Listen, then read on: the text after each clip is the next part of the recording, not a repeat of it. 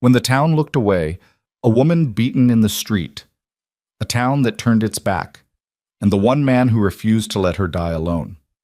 Before we begin, if you're watching from anywhere in the world, drop your city in the comments below. I want to see how far Elena's story travels. And if this story moves you, don't forget to hit that like button. Now, let's step back to 1871, to a dusty Texas town where mercy was rarer than water, and one woman's survival would change two broken lives forever. The dust tasted like iron. Elena Moore couldn't tell anymore if it was the dirt or the blood filling her mouth. Her cheek pressed against the street, rough planks biting into her skin, and somewhere above her a man was still talking. His voice carried the smooth certainty of someone who'd never been told no, never been stopped, never been made to answer for anything he'd done. "You see what happens," he said, loud enough for the whole town to hear, "when a woman forgets her place?" She couldn't see him, couldn't see much of anything except the warped grain of the boardwalk 6 inches from her nose and the dark spots spreading beneath her face. Her ribs screamed with every shallow breath. Her left eye had swollen shut. Somewhere during the beating she'd bitten through her lower lip, and now the split flesh throbbed in rhythm with her pulse. The September sun beat down on the back of her neck. Dry heat, merciless heat, the kind that baked the moisture from your skin and left you hollow. She'd stopped trying to get up after the third kick. "Anybody got something to say?" The man's boots appeared in her narrowing field of vision, expensive leather, polished despite the dust. Town boots. Rich man's boots. "Anybody here think this whore deserves better than she got?" Silence answered him. Not the silence of an empty street, but the thick, deliberate quiet of people who were there, watching, choosing to say nothing. Elena had lived in Stillwater, Texas for 11 months, long enough to learn that silence was its own kind of violence. Her husband had been dead for 10 of those months. Daniel Moore had arrived in Stillwater with dreams of building something, a mercantile, a life, a future for the wife he'd married back in Georgia before the war turned the world inside out. He'd been gentle and optimistic, traits that proved fatal in a town built on harder foundations. 3 weeks after they'd opened their small dry goods store, he'd confronted the wrong men about a debt they owed.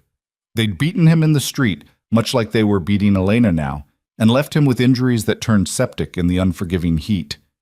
He'd died holding her hand, apologizing for bringing her to this place. The store had gone to creditors within a month. Everything they'd owned, sold off, or seized. Elena had been left with nothing but the clothes she wore and a town that looked at widows the way vultures looked at dying cattle, as something to be circled, waited out, and eventually picked clean. She'd tried to find work, tried sewing, laundry, cooking. But Stillwater wasn't the kind of place that made room for women without men to speak for them. The respectable families didn't want her near their homes. The saloon owners wanted her for things she wouldn't do. And the men with money and power, men like Clayton Voss, whose boots now stood inches from her bleeding face, they wanted her to understand that a woman alone was a woman who belonged to whoever took her first. She'd told him no. She'd told him no when he'd cornered her behind the general store. Told him no when he'd offered her money to keep him company in the rooms above the saloon he owned. Told him no when he'd grabbed her wrist and told her she didn't have a choice. And she'd slapped him when he'd tried to kiss her anyway. That had been 2 hours ago. He'd left her there that first time, his face red with rage and something darker, and she'd thought maybe that was the end of it. She'd been stupid enough to hope. But Clayton Voss didn't forgive. And Clayton Voss didn't forget. He'd found her an hour later, walking toward the boarding house where she'd been staying on credit she couldn't pay. He'd been with 3 other men, friends, employees, it didn't matter. They all wore the same expression of casual cruelty, the look of men about to do something terrible and knowing no one would stop them. She'd tried to run, hadn't made it 10 feet. They'd dragged her into the middle of Main Street in broad daylight, and Clayton Voss had made a spectacle of it.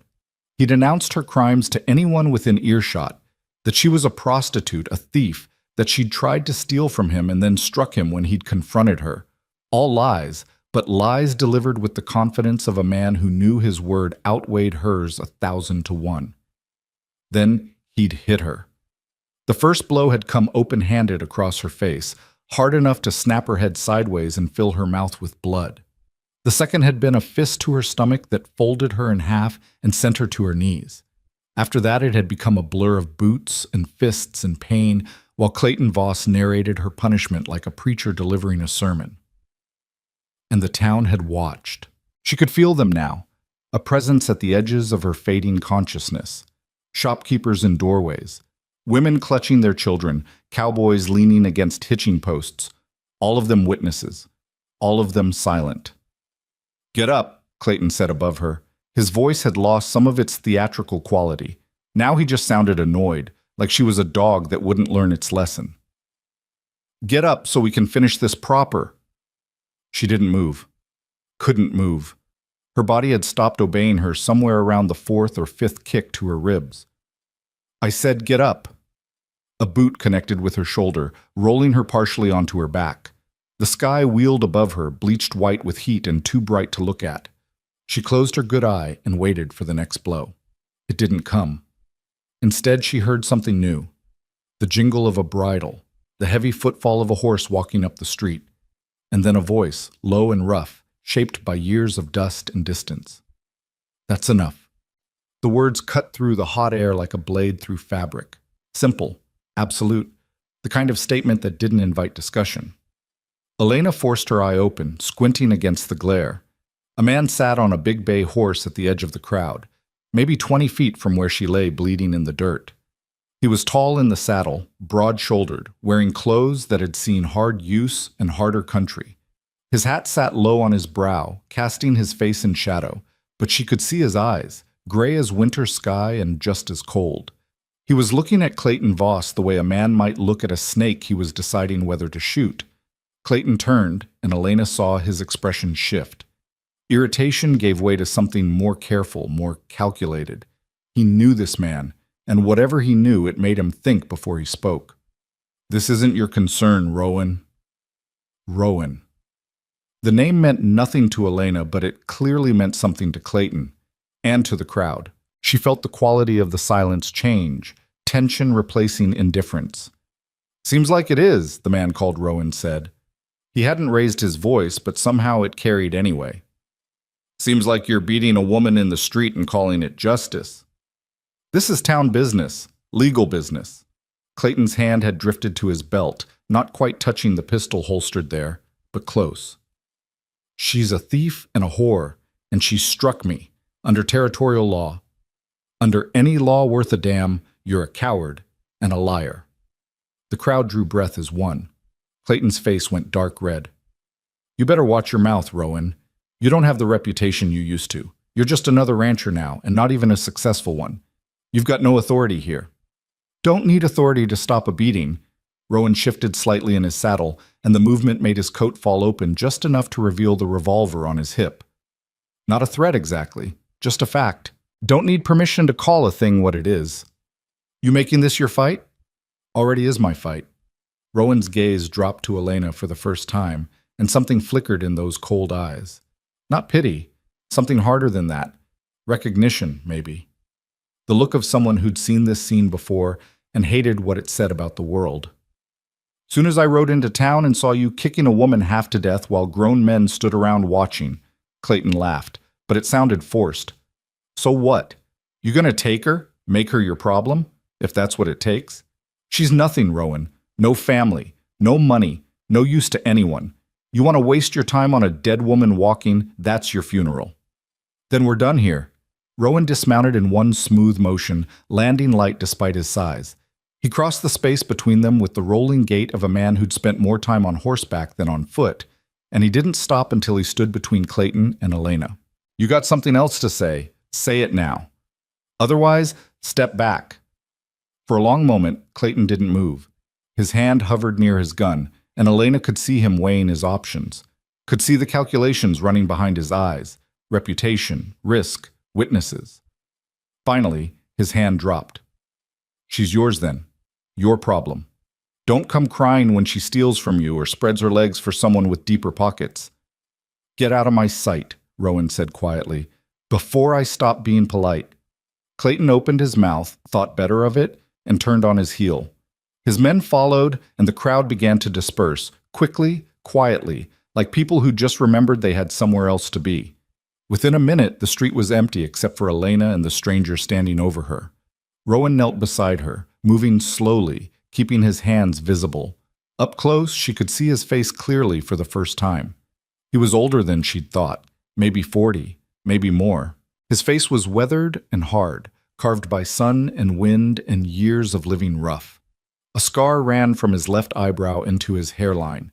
His jaw was dark with several days of stubble, but his eyes, when they met hers, held something she hadn't expected. Kindness. "Can you hear me?" he asked. She managed a small nod, the movement sending fresh spikes of pain through her skull. "Good. That's good." He pulled off his bandana and pressed it gently against the worst of the bleeding on her face. "I'm going to get you out of here, get you somewhere safe. Can you stand?" "Don't. No," she whispered. Her voice came out broken and raw. "That's all right. We'll figure it out." He slipped one arm under her shoulders, the other beneath her knees, and lifted her as easily as if she weighed nothing at all. "I've got you. You're going to be all right." She wanted to believe him, wanted to trust that kindness in his eyes, that certainty in his voice. But trust was a luxury she'd lost months ago, and belief had died with her husband in a rented room that stank of sickness and failure. "Why?" she managed to ask as he carried her toward his horse. "Why? Help me." Rowan looked down at her, and for just a moment, she saw something break through that weathered exterior. Something that looked like pain, like memory. "Because nobody helped someone I loved once," he said quietly, "and I've regretted it every day since." He settled her carefully onto his horse, then swung up behind her. His arm came around her waist, holding her steady against his chest, and she felt the solid warmth of him at her back. Felt safe for the first time in so long she'd almost forgotten what it felt like. "Where are you taking me?" she asked as he turned the horse away from town.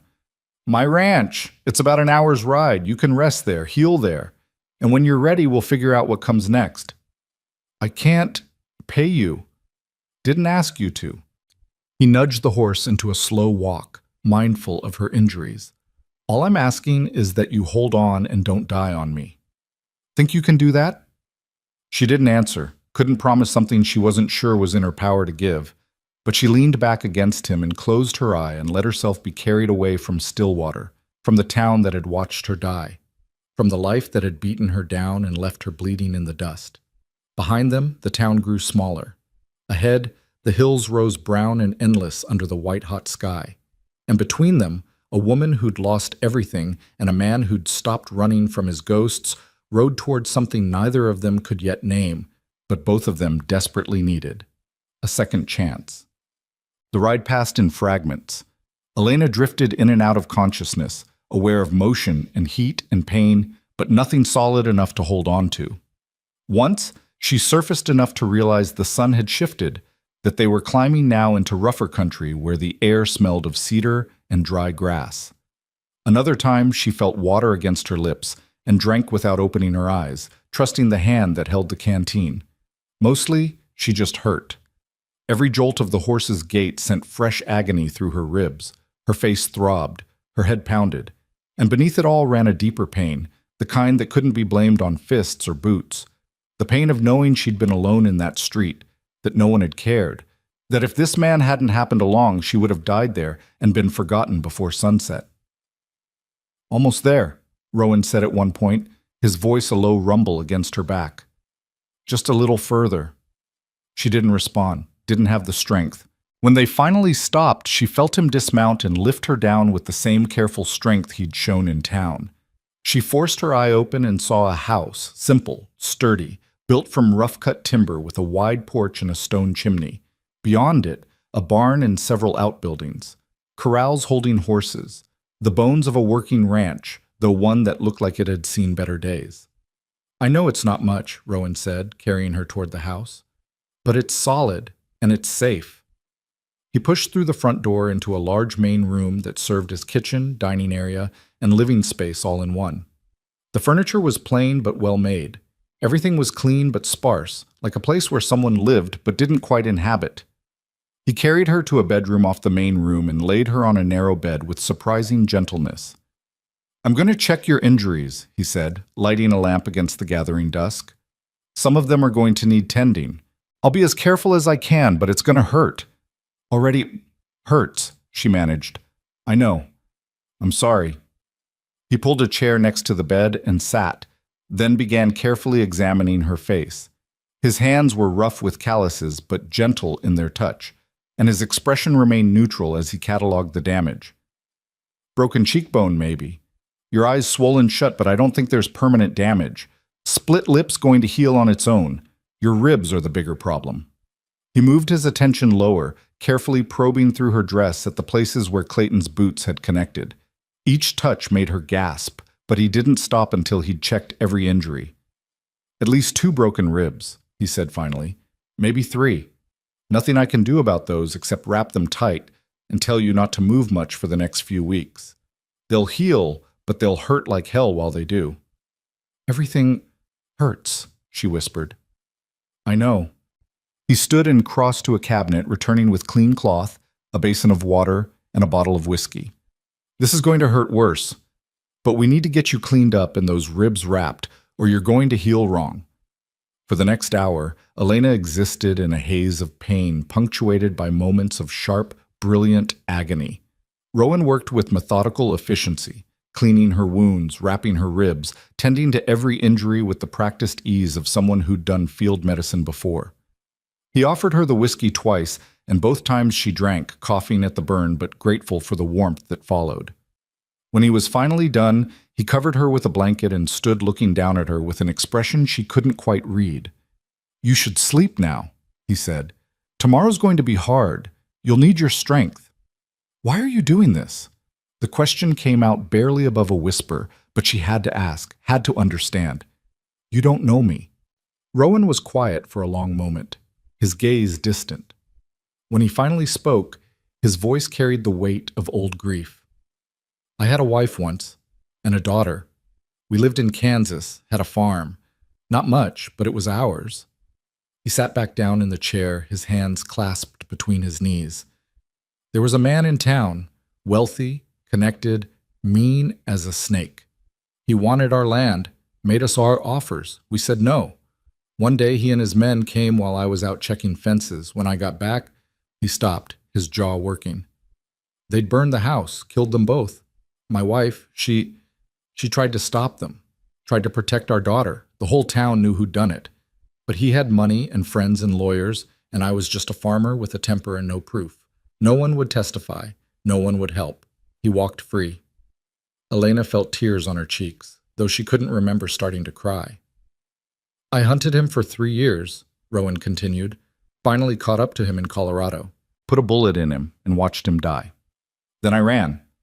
Changed my name, came to Texas, bought this land with money I'd saved from before. Built this place thinking I could leave it all behind. But you can't outrun what you've done. Can't outrun what you've lost. He looked at her then, and she saw the truth of it in his eyes. The guilt, the rage, the hollowness that came from surviving when everyone you loved was gone. When I saw you in that street, he said quietly, I saw my wife, saw her dying while people watched and did nothing, and I knew I couldn't let it happen again. Couldn't be one of the people who looked away. I'm sorry, Elena whispered, for what happened to you. And I'm sorry for what happened to you. He stood moving toward the door. Get some rest. I'll be in the next room if you need anything. Rowan? He paused in the doorway. Thank you, she said, for stopping, for helping me, for seeing me. He nodded once, sharp and brief, then left the room and closed the door softly behind him. Elena lay in the darkness, listening to the unfamiliar sounds of the ranch settling around her. Somewhere outside, a horse nickered. Wind sighed through the eaves, and in the main room she could hear the creak of a chair as Rowan sat down, keeping watch. She should have been afraid, should have questioned his motives, doubted his kindness, prepared herself to run at the first sign of danger, but she was too tired for fear, too broken for doubt. So instead, she closed her eye and let sleep take her, and for the first time in months, she didn't dream of dying alone in the dust. Morning came with birdsong and the smell of coffee. Elena woke slowly, swimming up through layers of pain toward consciousness. Every part of her body screamed protest when she tried to move, and for a moment she couldn't remember where she was or how she'd gotten there. Then it came back. The beating, the stranger, the ride. She forced her eyes open, both of them this time, though the left was still swollen nearly shut, and found herself in the small bedroom, morning light filtering through simple curtains. Someone had left a glass of water on the table beside the bed, along with a clean dress that wasn't hers. The door was open, and she could see into the main room where Rowan stood at the stove, his back to her, cooking something that made her stomach clench with sudden hunger. She tried to sit up and immediately regretted it. The movement sent white-hot pain through her ribs, and she couldn't suppress a gasp. Rowan turned immediately, crossing the room in 3 long strides. "Easy," he said, his hand steadying her shoulders. "Don't try to move too fast. Those ribs need time." "I need to use the privy," she said, hating how weak her voice sounded. "I'll help you." He supported most of her weight as she stood, and together they made the slow, agonizing journey outside to the small building behind the house. He waited at a respectful distance, then helped her back inside and into a chair at the table. "How do you feel?" he asked, returning to the stove. "Like I was beaten in the street," she said, then added, "Sorry, that was honest." He glanced over his shoulder with something that might have been a smile. "And accurate. You're going to feel like hell for a while, but you're alive, and you're going to stay that way." He brought her a plate of eggs and bacon, along with fresh coffee. She ate slowly, each bite an exercise in pain management, but the food was good, and she was hungrier than she'd realized. "The dress," she said between bites. "Where did it come from?" "It was my wife's." He said it matter-of-factly, without emotion. "Been in a trunk for 8 years. Figured she'd want someone to get use out of it." Elena looked down at the simple cotton fabric. It was plain, practical, the kind of dress a frontier woman would wear for everyday work. "Thank you. I'll take care of it." "It's yours." Everything she had is just gathering dust anyway. They ate in silence for a while, and Elena found herself studying him in the morning light. He looked tired, like he hadn't slept much. His hair was dark brown going gray at the temples, and the lines around his eyes spoke of years spent squinting into sun and distance. He moved with the efficient economy of someone who'd learned not to waste energy on unnecessary motion. "What happens now?" she asked finally. Rowan set down his coffee. "That depends on you. You're welcome to stay here as long as you need to heal. After that, if you want to move on, I'll give you money and provisions for wherever you want to go. Or if you want to stay, I could use help around the place. I run cattle, but I'm doing most of the work myself. Could use someone to help with the house, the cooking, the 1,000 other things that need doing on a ranch." "You'd pay me?" "Room, board, and wages. Same as I'd pay any hand." Elena looked around the simple room, then back at him. "Why would you do that? You don't know anything about me." "I know you stood up to Clayton Voss. That takes courage." He met her eyes steadily. "And I know you didn't deserve what happened to you. That's enough." What if he comes looking for me?" "Then he'll deal with me." There was no bravado in the statement, just fact. "And if he's smart, he won't. Clayton's a bully, but he's not stupid. He knows I'm not someone he wants to push." "Because of Kansas? Because of what you did?" Rowan's expression hardened. "Because I've got nothing left to lose. That makes me dangerous in ways money and influence can't match." Elena absorbed this, turning it over in her mind. She should be afraid of this man, this stranger who'd killed before and admitted it without shame. Should be planning her escape as soon as she was strong enough. But looking at him now, seeing the grief he carried like a physical weight, she understood something fundamental. Caleb Rowan wasn't dangerous to her. He was dangerous for hers, and that made all the difference. "I'd like to stay," she said quietly. "If the offer's real." "It's real." "Then I accept, and I'll earn my keep. As soon as I'm able, "You'll heal first," he interrupted. "Then we'll talk about work. Right now, your only job is getting better." "I'm not used to being useless." "You're not useless. You're hurt. There's a difference." He stood, gathering the plates. "I need to check on the cattle today. I'll be gone most of the afternoon. You should rest. There's food in the cabinet if you get hungry, and water in the pitcher. Don't try to do anything stupid like cleaning or cooking. Just rest." You sound like you're used to giving orders, she said, a hint of challenge in her voice. He almost smiled. I'm used to people not listening to them, but I'm asking anyway. After he left, Elena sat at the table watching through the window as he saddled his horse and rode out toward the distant hills. The ranch spread around her in all directions, rough, dry country that would break anyone who wasn't tough enough to break it first. But there was a stark beauty to it, too. The way the morning light painted the hills gold, the way the wind moved through the grass like water, the sense of space, of distance from everything that had hurt her. She thought about Clayton Voss, about Stillwater, about the life she'd tried to build there and watched crumble. Part of her wanted to feel angry, to rage against the injustice of it all. But mostly she just felt tired. And for the first time in longer than she could remember, she felt something else too. Hope. Small, fragile, barely there, but real. She stood carefully, every movement measured against her injuries, and made her way back to the bedroom. The bed called to her, and she didn't fight it. She lay down, pulled the blanket over herself, and let sleep take her again. Outside, the wind sang through the eaves. And somewhere in the hills, a lone rider pushed deeper into the wilderness, carrying his ghosts with him, like old friends he couldn't quite leave behind. Elena healed slowly. The first week passed in a blur of sleep and pain, her body demanding rest while it knit itself back together. Rowan kept his distance, respectful of her space, but he was always there when she needed him, helping her walk, bringing her meals, changing the dressing on her worst wounds. He didn't talk much, and she was grateful for that. Silence was easier than conversation, less demanding than trying to explain herself or her past, or what she'd become in Stillwater. But gradually, as her strength returned, they began to share more than just space. It started small, questions about the ranch, about the work that needed doing. She learned that Rowan ran about 200 head of cattle on land that could have supported twice that many, that he did most of the work himself, riding fence line and checking water and moving the herd as the seasons demanded, that he'd built this place with his own hands, every board and beam and nail, trying to create something solid enough to hold back his grief. Why cattle? She asked one evening as they sat on the porch watching the sunset paint the hills purple and gold. Seemed like honest work, he said, something that needed doing, and cows don't care about your past or what you've done. They just care if you feed them and keep them safe. Is that what you wanted? Something that didn't care? He was quiet for a long moment. Maybe at first.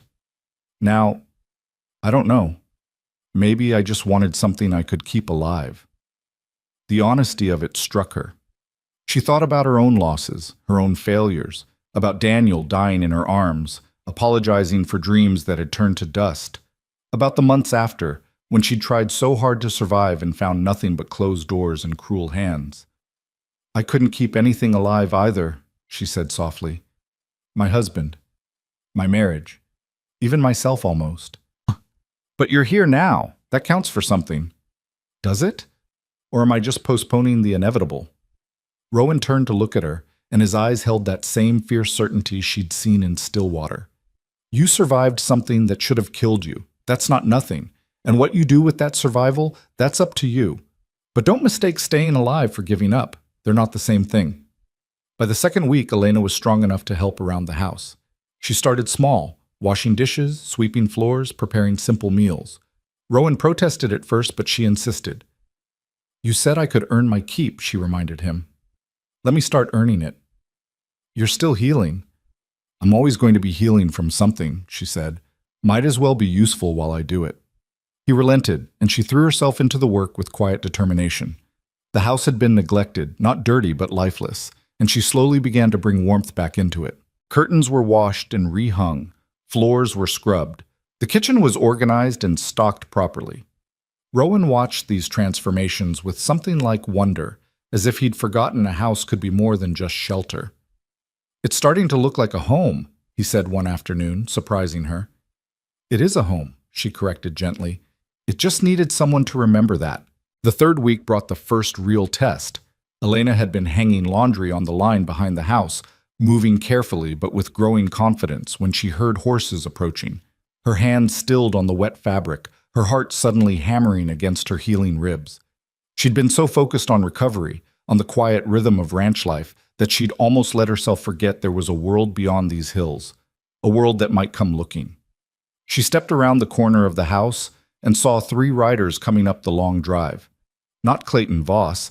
She would have recognized his expensive horse and arrogant bearing, but strangers were almost as dangerous out here, and she felt fear climb up her throat like bile. Rowan emerged from the barn, a shovel still in his hand. He didn't hurry, didn't show alarm, but Elena could see the way his body changed, the subtle shift in his posture, the alertness in his movements. He set the shovel against the barn wall, within easy reach, and walked out to meet the riders. Elena stayed where she was, half hidden by the house, watching. The lead rider was a large man with a sheriff's badge pinned to his vest. The other 2 wore no marks of authority, but they carried themselves like men comfortable with violence. Cowboys, maybe, or something harder. "Caleb Rowan," the sheriff said, reining in his horse. His voice carried easily across the yard. "Been a while." "Sheriff Marcus." Rowan's tone was neutral, neither friendly nor hostile. "What brings you out this way?" "Had some questions about a woman. Heard you took someone from Stillwater a couple weeks back." Elena's breath caught. "What's your interest?" Rowan asked. "Clayton Voss filed a complaint. Says you took a woman who stole from him. Says he wants her returned to face justice." "Clayton Voss is a liar." Rowan said it flatly, without heat. "The woman didn't steal anything. He beat her half to death in the street because she wouldn't spread her legs for him. I stopped him from finishing the job." Sheriff Marcus shifted in his saddle.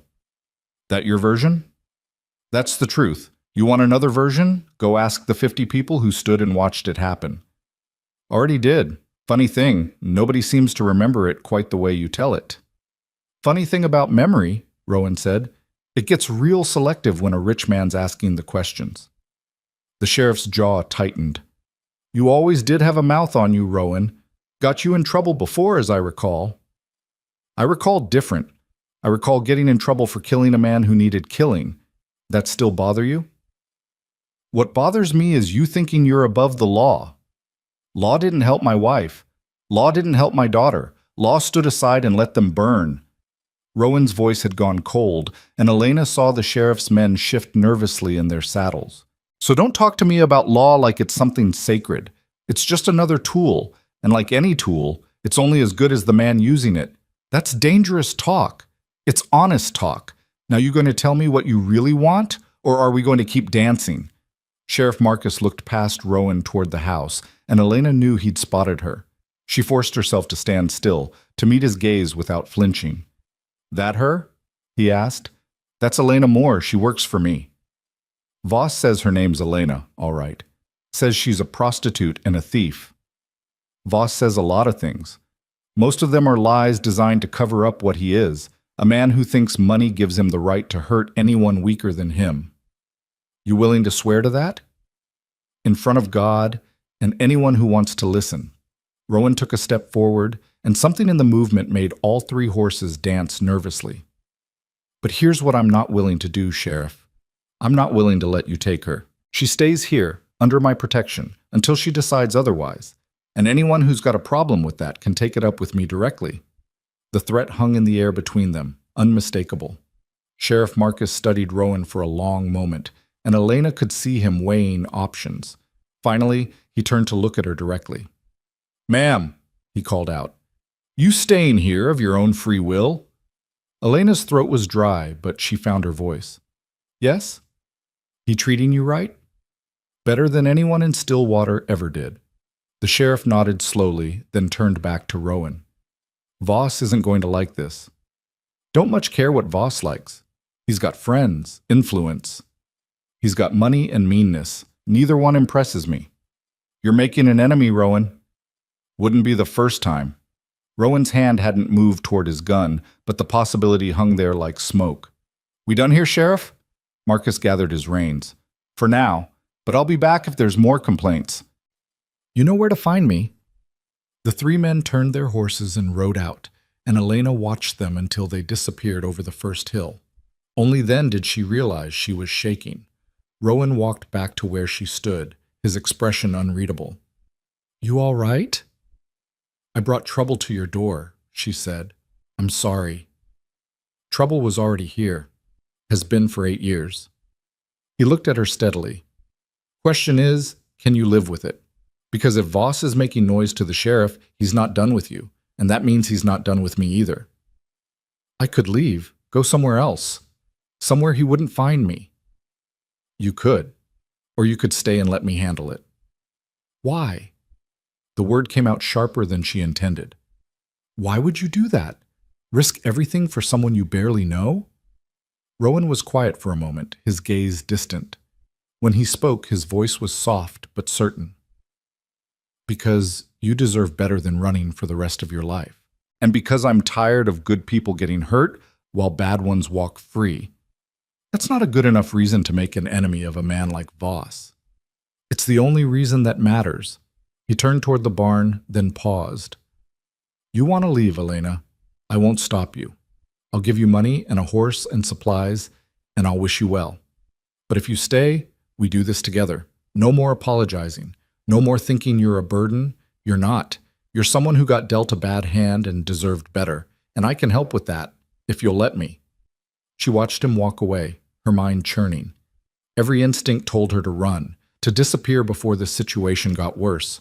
She'd already lost one man to this country's casual cruelty. Watching another one die for her sake would be unbearable. But something else pushed back against that fear. Something that had been growing since the day Rowan lifted her from the dirt in Stillwater. The possibility that she didn't have to run anymore. That she could stand and fight with someone who actually gave a damn whether she lived or died. That night over dinner, she broke the silence between them. "I want to stay," she said, "but I need to know what I'm staying for. What happens if Voss comes here? What happens if he brings men?" Rowan set down his fork and looked at her directly. "Then we deal with it. That's not an answer." "It's the only answer I've got." He leaned back in his chair. "I can't promise you safety, Elena. Can't promise this ends well. What I can promise is that I won't let anyone hurt you without going through me first. And I can promise that whatever comes, you won't face it alone. You're talking about killing. If it comes to that, yes. That doesn't frighten you?" His laugh was bitter. "Killing stopped frightening me in Kansas. What frightens me now is standing by and doing nothing while someone gets hurt. That's the devil I can't live with anymore." Elena absorbed this, the weight of it settling over her. "I don't want you to die for me. And I don't want you to die at all, so we'll just have to make sure neither of those things happen." She almost smiled. "You make it sound simple." "It is simple. Staying alive is the complicated part." The conversation ended there, but something had shifted between them. An understanding, unspoken but solid. They were in this together now, whatever this turned out to be. Over the following days, Elena threw herself into work with renewed purpose. She wasn't content just to keep house anymore. She wanted to understand the ranch, to learn how it functioned, to be useful in ways that went beyond cooking and cleaning. Rowan taught her to ride properly, patiently correcting her seat and her hands until she could handle a horse without fear.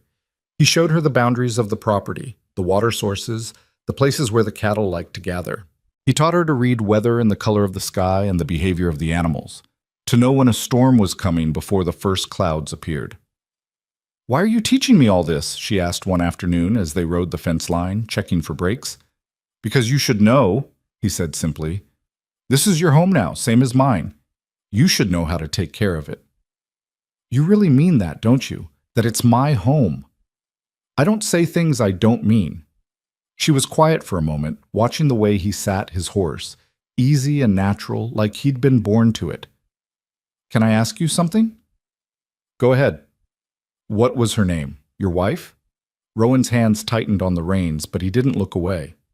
"Sarah. And our daughter was Emma. She was 6 when they died." "Tell me about them." He was silent for so long she thought he wouldn't answer. Then slowly he began to speak.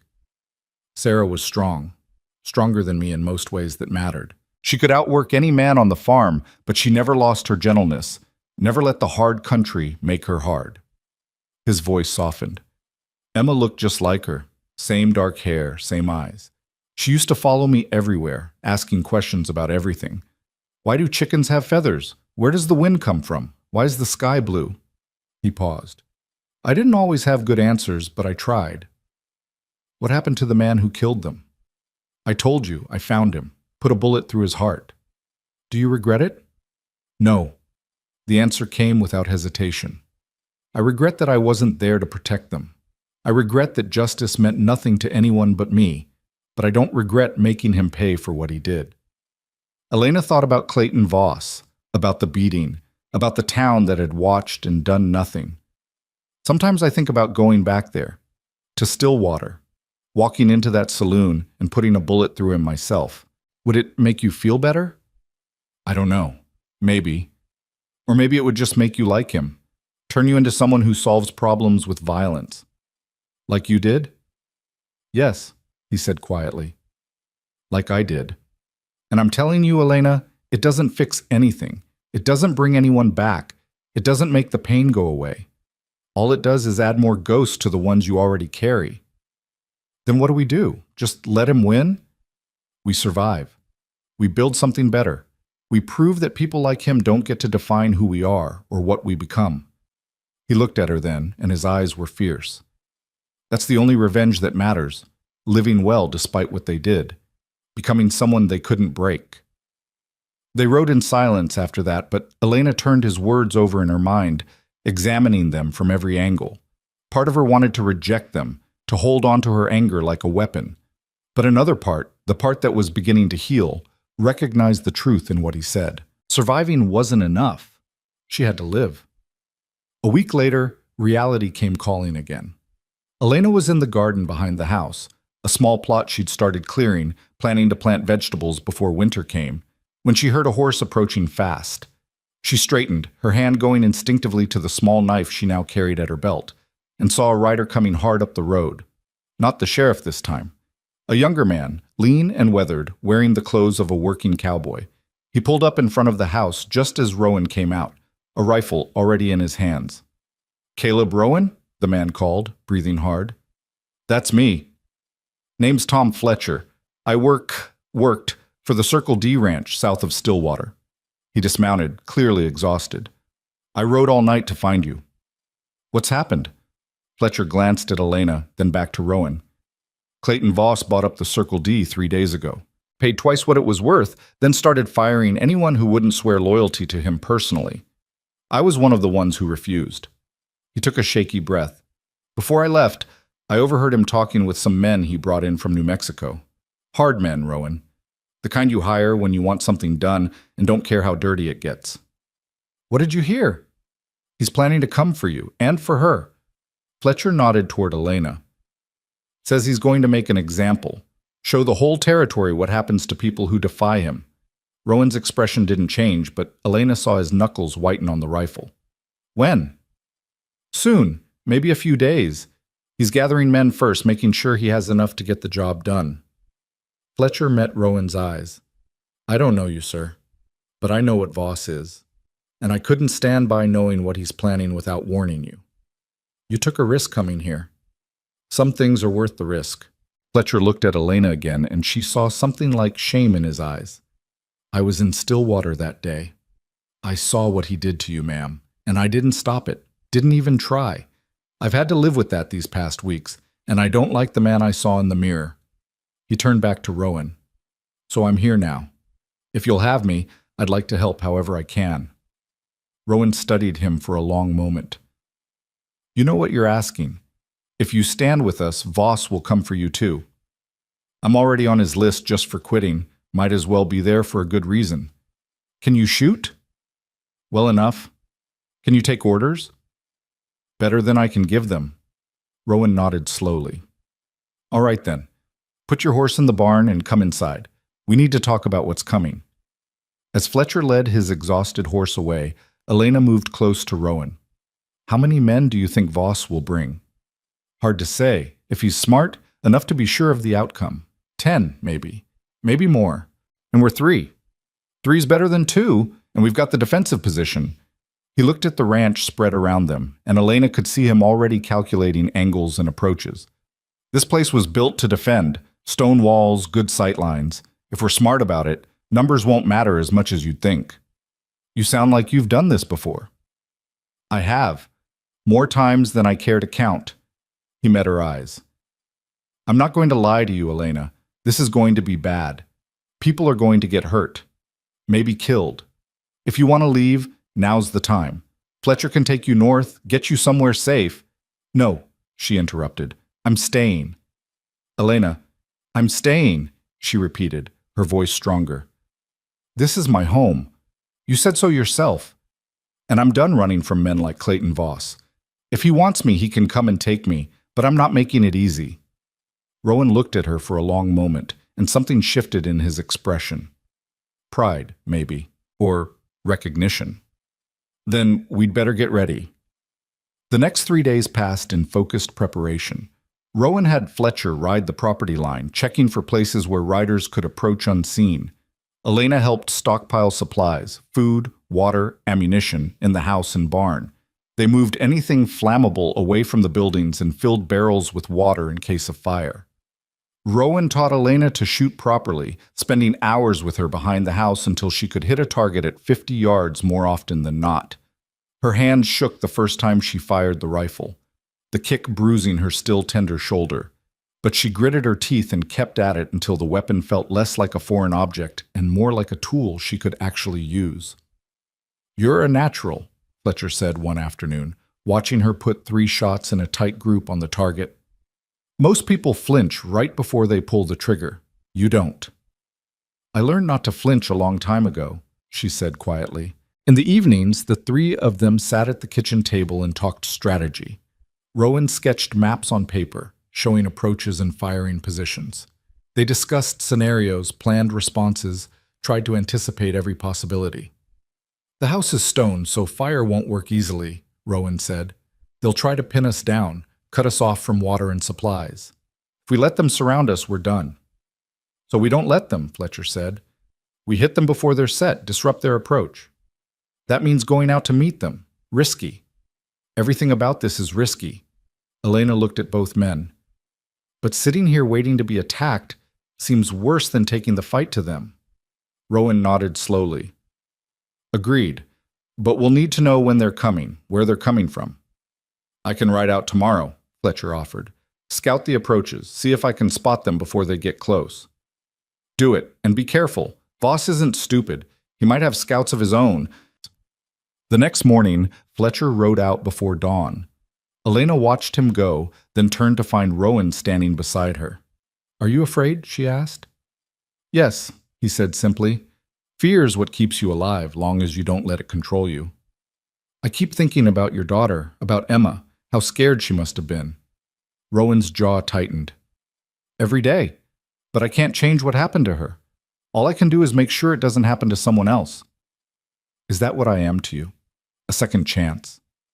He turned to look at her, and his eyes held more emotion than she'd seen in them before. You're not a second chance, Elena. You're your own person with your own life and your own choices.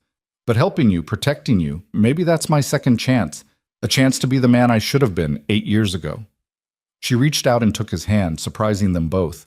His palm was rough with calluses, warm and solid. You're a good man, Caleb Rowan. Whatever happens, I want you to know that. He squeezed her hand gently, then let go. Let's make sure we both live long enough for it to matter. Fletcher returned near sunset, riding hard. Rowan and Elena met him in the yard, and the news was written on his face before he spoke. They're coming, he said, dismounting. I saw them maybe 10 miles south, 12 men, well armed. They're moving slow, but they'll be here by tomorrow afternoon at the latest. 12, Rowan said quietly. Voss isn't taking chances. There's more. I recognize some of them. They're not ranch hands or cowboys. They're gunmen, professional killers. Elena felt ice in her stomach. He's not planning to arrest me. He's planning to execute us all. That's what it looks like. Fletcher's face was grim. I'm sorry I brought this to your door.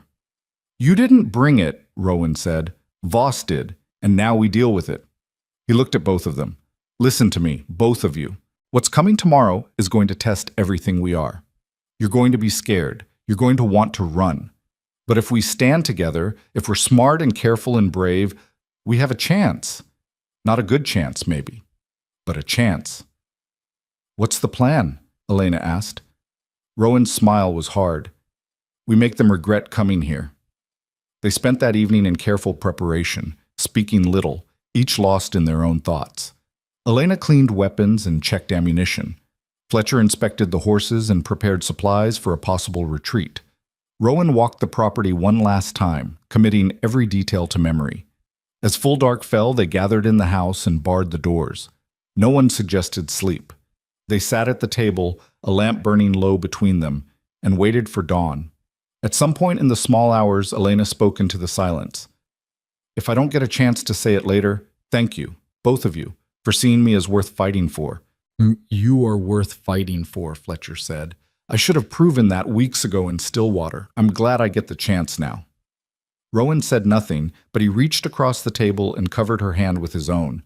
And in that simple gesture, Elena felt more seen, more valued, more human than she had in all the months since Daniel died. Whatever tomorrow brought, she wouldn't face it alone. And somehow, that made all the difference. If you or someone you know is having a difficult time, free support is available. Find resources. Dawn came cold and clear, the sky bleeding from black to gray to pale gold. Elena stood at the window watching the light spread across the hills, her rifle resting against her shoulder. Behind her, Rowan and Fletcher moved through the house with quiet efficiency, checking weapons, positioning supplies, preparing for what was coming. She hadn't slept. None of them had.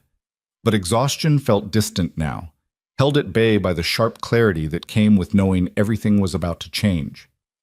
Coffee's ready, Fletcher said, appearing at her elbow with a tin cup. The smell of it was strong and bitter, real cowboy coffee boiled hard enough to strip paint. Thank you. She took it, grateful for the warmth against her palms. How long do you think we have? Hour, maybe 2, depends on when they broke camp. He looked out the window beside her. Beautiful morning for what's coming. Is it always like this? This waiting? Worst part of any fight. Once it starts, instinct takes over. But the waiting, that's when your mind tries to kill you with all the things that could go wrong. Elena took a sip of coffee, letting the heat of it ground her. I'm not afraid of dying. Not anymore. I should have died in Stillwater. Everything since then has been borrowed time. That's a dangerous way to think. Maybe. But it's also freeing. Voss took everything from me except my life. And I've decided he doesn't get that either, not without a fight. Fletcher studied her with something like admiration. Rowan was right about you. You've got iron in you. I've got nothing left to lose. That's different than iron. Sometimes they look the same from the outside. Rowan joined them at the window, his own coffee in hand. In the growing light, Elena could see the lines of fatigue around his eyes, but also something harder. Battle readiness, maybe. The focus of a man who'd been here before and knew what it cost. I want you both to understand something, he said quietly. When they come, there's going to be a moment where you think we can't win, where the odds look impossible and running seems like the only choice. That's when men like Voss win, not because they're stronger, but because good people give up. He looked at each of them in turn. I need you to promise me you won't give up, no matter how bad it gets. I promise, Elena said immediately. Same, Fletcher added. We're in this to the end. Good. Rowan set down his cup. Then let's make sure that end isn't today. They took their positions as the sun climbed higher. Rowan placed Fletcher in the barn loft with a rifle, giving him a clear view of the main approach. Elena he stationed in the house at the front window, where the stone walls would provide the most protection. He himself took position on the porch, partially concealed behind a water trough he'd reinforced with extra planking. Remember what I taught you, he told Elena before taking his place. Breathe steady, aim center mass. Don't waste ammunition on shots you're not sure of. And if things go wrong, if they breach the house, you run out the back and you ride for town. You get to the federal marshal in Austin and you tell him what happened here. I'm not leaving you. You will if I tell you to. That's the deal, Elena. You follow my orders or this doesn't work. She wanted to argue, but she saw the steel in his eyes and knew he meant it. All right, but it won't come to that. No, he agreed. It won't. He squeezed her shoulder once, a brief touch of reassurance, then moved to his position. And they waited. The riders appeared just after 9, a dark line against the brown hills to the south. Elena counted them as they came closer. 12, just as Fletcher had said. They rode in a loose formation, confident and unhurried, men who knew they had the numbers and didn't expect serious resistance. Clayton Voss rode at the front, recognizable even at a distance by his expensive horse and the way he sat his saddle like a king surveying his domain. Seeing him again sent a jolt of pure rage through Elena's chest, so strong it made her hand shake on the rifle. "Steady," Rowan called softly from the porch. "Don't let him see he gets to you."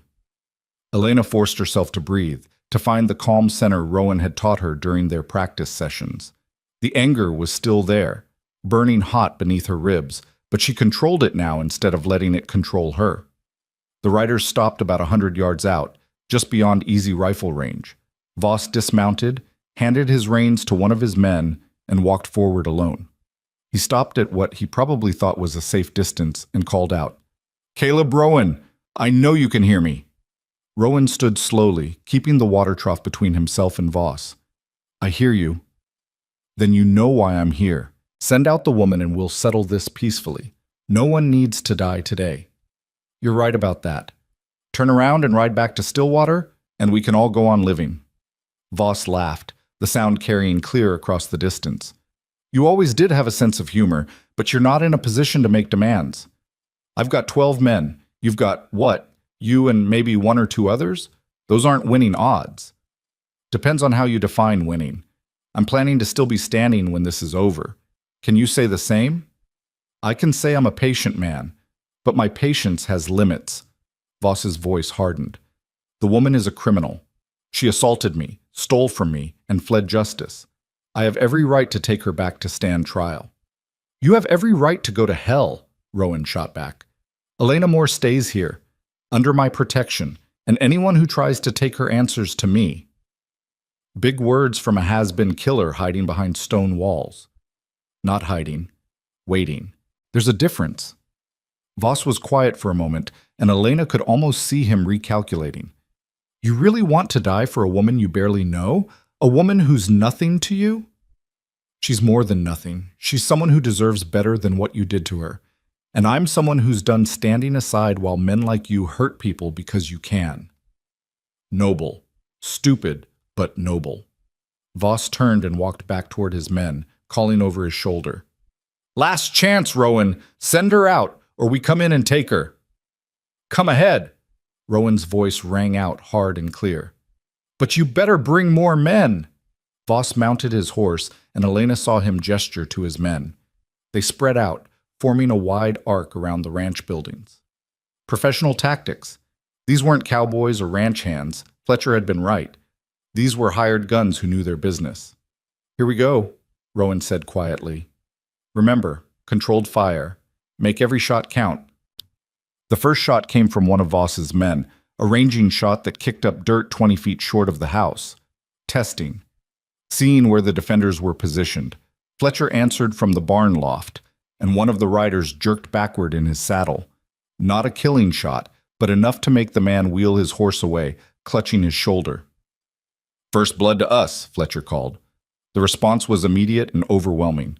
Voss's men opened up with a ragged volley, bullets thudding into the stone walls of the house and the wooden beams of the barn. The sound was deafening, a continuous crack and whine of lead-seeking flesh. Elena ducked below the window, her heart hammering. She'd been in the war, had heard gunfire before, but never directed at her, never with the specific intent to kill. The reality of it was different than any preparation could be, more viscous, more personal, more terrifyingly real. "Elena!" Rowan's voice cut through the noise. "Pick your targets. Don't waste ammunition!" She forced herself to rise, to sight down the rifle barrel at the men spread across the yard. One rider was moving closer, using his horse as cover while he advanced on the house. Elena led him slightly, just as Rowan had taught her, and squeezed the trigger. The rifle bucked against her shoulder. The rider's horse reared, and the man tumbled from the saddle. He scrambled for cover behind a water barrel, and Elena couldn't tell if she'd hit him or just spooked his mount. No time to wonder. Another rider was circling toward the barn. She tracked him, fired, missed, adjusted, fired again. This time the bullet caught him in the leg and he went down hard, his horse bolting. "Good shooting," Rowan called. He fired twice in quick succession, and one of Voss's men dropped without a sound. The attack intensified. Voss's men had figured out the defensive positions now and were concentrating their fire, trying to pin down the defenders while others moved closer. Elena saw two men sprinting toward the barn, using the angle of the building to avoid Fletcher's field of fire. "Fletcher!" she screamed. "Two on your left!" His rifle barked twice and both men stumbled. One went down completely. The other made it to the barn wall, out of Fletcher's line of sight. "I've got one at the base," Fletcher yelled. "Can't get an angle." Rowan swore and shifted position, trying to draw a bead on the man. But moving exposed him, and bullets immediately chewed into the water trough, sending splinters flying. The man at the barn wall produced something from his coat, a bottle with a rag stuffed in the neck. Elena's blood went cold. Fire. They were going to burn them out. She didn't think, just acted. She stood, sighted, and fired in one smooth motion. The bottle exploded in the man's hand, kerosene splashing across him. He screamed and dropped, rolling in the dirt to extinguish flames that weren't yet burning. "Nice shot!" Rowan's approval was fierce, but they were being pushed back. Voss's remaining men, 8 now, maybe 9, had found cover and were maintaining steady fire. And they had patience. They didn't need to charge. They could just wait, pin down the defenders, and pick them off one by one. "We can't stay defensive," Fletcher called from the barn. "They'll just wear us down." Rowan knew it too. Elena could see the calculation in his eyes, the terrible arithmetic of siege warfare. "All right," he said finally. "We go to Plan B." "What's Plan B?" Elena asked. "We make them think they're winning." He explained quickly. They would cease fire, make it seem like they were conserved ammunition or pinned down, wait for Voss's men to get confident and move closer, then hit them hard when they were exposed. "It's risky," Fletcher said. "If they rush us, then we're dead anyway. At least this way we control the engagement." Rowan looked at both of them. "On my signal, we stop shooting, no matter what. Let them think they've got us." The silence when they stopped firing was eerie. For a long moment, nothing happened. Then Elena heard Voss's voice calling orders, heard men moving, boots crunching on gravel and dirt. She pressed herself against the wall beside the window, rifle ready, and prayed this would work. Voss's men advanced cautiously at first, then with growing confidence when no shots came from the house or barn. Elena could see them through the window, 4 men moving toward the house, 3 toward the barn, spread out but exposed. "Now!" Rowan shouted. All 3 defenders opened fire at once. At close range against exposed targets, the effect was devastating. 2 of the men advancing on the house went down immediately. A third took a bullet in the chest and staggered back, dropping his rifle. The 4th dove for cover, but Rowan's second shot caught him before he made it. Fletcher was equally effective. 2 men dropped near the barn, and the third retreated, firing wildly. But the victory was short-lived. The man Elena had shot earlier, the one behind the water barrel, had used the distraction to circle around.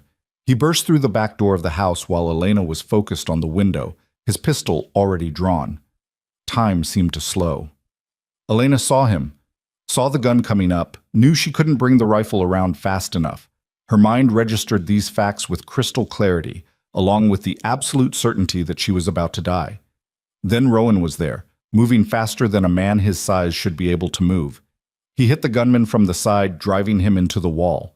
The pistol discharged, deafening in the enclosed space, the bullet plowing into the ceiling. They went down together, a tangle of limbs and violence. The gunman was younger, faster, but Rowan fought with the desperate savagery of a man defending something he couldn't afford to lose. He got his hands on the man's throat and squeezed, his face a mask of controlled fury. The gunman clawed at Rowan's eyes, his face going purple. His legs kicked, his body thrashed. And then, suddenly, he went still. Rowan held on for another 5 seconds, making sure, then released him and stood. His hands were shaking. "You all right?" Elena asked, her voice not quite steady. "Yeah." He picked up the dead man's pistol and handed it to her. "Keep this, just in case." Outside, the shooting had stopped. Elena moved cautiously to the window and saw the remaining men, only 3 now, retreating toward their horses. Voss was screaming at them, trying to rally them, but the fight had gone out of them. They'd come expecting easy prey and found wolves instead.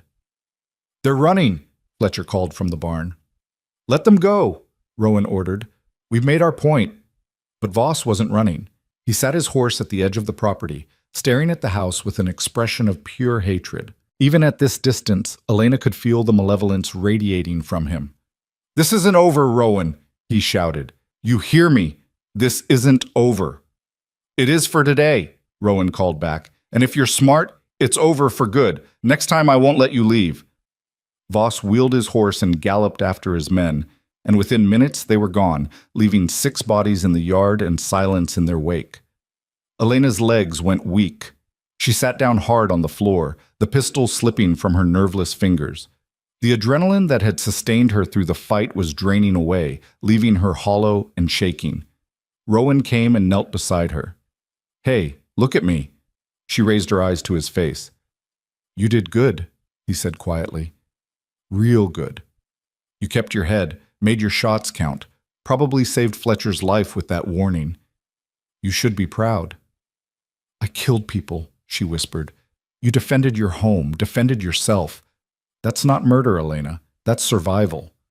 "Will it always feel like this?" "Like what? Like I want to throw up and scream and cry all at the same time?" His expression softened. "Yeah, probably. And that's how you know you're still human. The day it stops bothering you is the day you need to worry." Fletcher came in through the front door, his rifle over his shoulder. His shirt was torn and there was blood on his sleeve, but he was grinning. "We did it. We actually did it." "We survived the first round," Rowan corrected, but Voss meant what he said. "This isn't over." "So what do we do?" Rowan stood, his jaw set. "We take the fight to him. We end this before he can come back with more men and more firepower." Elena looked up at him. "You mean go to Stillwater?" "I mean finish what we started. Voss thinks he's untouchable because he's rich and connected. Time to show him that money doesn't stop bullets." "That's a suicide mission," Fletcher said. "He'll have the whole town on his side. He'll have the people too afraid to stand against him. But fear only works until someone calls the bluff." Rowan looked at both of them. "I'm going. Tonight. With or without you. But I'd rather it be with." Elena stood, ignoring her shaking legs. "I'm going. Elena, I'm going," she repeated. "This is my fight as much as yours. More, maybe. And I'm done letting other people fight my battles." Fletcher sighed. "Well, I've come this far. Might as well see it through to the end." He managed a wry smile. "Besides, somebody's got to keep you two from getting killed." "Then we'd better prepare," Rowan said. "We ride at sunset, and when we get to Stillwater, we're going to give Clayton Voss a choice. Leave the territory for good, or face justice, real justice." They spent the afternoon in grim preparation. Bodies had to be moved, weapons had to be cleaned and reloaded, horses had to be readied. The work was hard and necessary, and it kept Elena's mind from dwelling too much on what they were about to do. As the sun began its descent toward the western hills, painting the sky in shades of blood and gold, the 3 of them stood in the yard and looked at each other. "Last chance to back out," Rowan said. "Not a chance," Elena replied. Fletcher just shook his head and checked his pistol. "All right then." Rowan swung into his saddle and Elena and Fletcher did the same. "Let's go finish this." They rode out as the light failed, 3 figures against the gathering dark, heading toward a town that had turned its back on justice and a man who thought himself above consequence. Behind them, the ranch stood silent and strong, a testament to what could be built when people refused to surrender to cruelty. Ahead, Stillwater waited, and before the night was through, one way or another, accounts would be settled. The ride to Stillwater took them 3 hours through rough country, following old cattle trails that skirted the main road. Rowan set a hard pace, pushing them toward something that felt inevitable now, like a storm that had been building since the day he'd pulled Elena from the dirt. They didn't talk much. There wasn't much to say. Each of them knew what they were riding into, knew the odds weren't good. But sometimes the right thing to do wasn't the safe thing, and they'd all made their peace with that. The moon was high when they finally saw the lights of Stillwater spread across the valley below them. From this distance, it looked almost peaceful, just another frontier town trying to scratch out existence from hard ground. But Elena knew better now. Knew that beneath the lamplit windows and the sounds of pianos from the saloons, there was rot. The kind that came from good people choosing comfort over courage, silence over truth. Voss will be at his saloon, Rowan said, studying the town. The Lucky Diamond, right? That's right, Elena confirmed. 2 stories, sits on the corner of Main and 3rd. He's got rooms upstairs where he conducts his business. Probably where his men are too, the ones who made it back. Fletcher shifted in his saddle. So, how do we do this? Ride in shooting? We ride in talking, Rowan said. We give him a chance to surrender, to leave peacefully. If he takes it, fine. If not, he let the sentence hang. You really think he'll surrender? Elena asked. No, but I want the people of Stillwater to see we tried. Want them to know we gave him every chance. Rowan's eyes were hard in the moonlight. When this is over, I want there to be no question about who was in the right. They rode down into the valley, approaching the town from the west. It was late enough that the streets were mostly empty, just a few horses tied up outside the saloons and the sound of raucous laughter from behind closed doors. They tied their horses 2 buildings down from the Lucky Diamond and approached on foot. Through the windows, Elena could see men drinking, playing cards, the usual business of a frontier saloon. And there, at a corner table, sat Clayton Voss surrounded by his remaining men. He saw them the moment they pushed through the doors. The room went quiet as a grave. Voss's face went from shock to rage to something colder in the space of 3 heartbeats. He stood slowly, his hand hovering near his pistol, his eyes locked on Rowan. The 3 men with him, survivors from the ranch attack, pushed back their chairs and spread out, creating angles. Professional moves from professional killers. You've got some nerve walking in here, Voss said, his voice carrying across the silent room. After what you did today. After what I did? Rowan's laugh was sharp and humorless. You brought 12 men to kill 3 people and got sent running with your tail between your legs. That's not on me. That's on you for thinking money made you bulletproof. You murdered 6 of my men. I defended my home. There's a difference. Rowan took 2 steps further into the room, and Elena noticed how the other patrons were edging toward the walls, getting clear of the line of fire. But I'm not here to argue the past. I'm here to talk about the future. I'm listening. Voss's hand stayed near his gun. You've got 2 choices. First choice is you pack up tonight, leave this territory, and never come back. You go somewhere else, start over, and we never see each other again. And the second choice? I kill you right here and let the law sort out who was in the right. The room seemed to hold its breath. Elena could hear her own heartbeat, feel the weight of the pistol at her hip. Beside her, Fletcher had positioned himself to cover Voss's men, and she could see the concentration in his eyes, the readiness. Voss smiled, and it was the coldest thing Elena had ever seen. You think you can just walk into my town, threaten me in my own establishment, and walk out alive? You've lost your mind, Rowan. Your town? Rowan gestured around the room. These people aren't yours. This town isn't yours. You've just convinced everyone you're too dangerous to stand against. But that ends tonight. Big words from a man outnumbered. Am I? Rowan raised his voice, addressing the whole room. How many of you actually want Clayton Voss here? How many of you sleep better knowing he's in charge? How many of you think he makes this town better instead of worse? Silence answered him, but Elena saw something in the faces of the men pressed against the walls. Shame, maybe. Or recognition. The acknowledgement of a truth they'd been avoiding. That's what I thought, Rowan continued. You're all afraid, and I understand that. Fear's a powerful thing, but it's also a choice. You can choose to let this man run your lives, or you can choose to stand up. Right here. Right now. They won't help you, Voss said confidently. They know what happens to people who stand against me. Like Daniel Moore? Elena's voice cut through the room like a blade, surprising even herself. She stepped forward, her hand resting on her pistol. Like my husband, who confronted you about a debt and ended up beaten so badly he died from his injuries? Is that what happens? Voss's eyes narrowed. Your husband was weak. He picked a fight he couldn't win. He asked for money you owed him. That's not picking a fight. That's asking for what's right. Elena's voice grew stronger, fed by months of suppressed rage and grief. And you killed him for it, just like you tried to kill me, just like you'll kill anyone who doesn't bow down and kiss your boots. Careful, woman. You're in no position to make accusations. I'm in the perfect position. I'm someone you already tried to destroy who's still standing. What are you going to do, beat me again?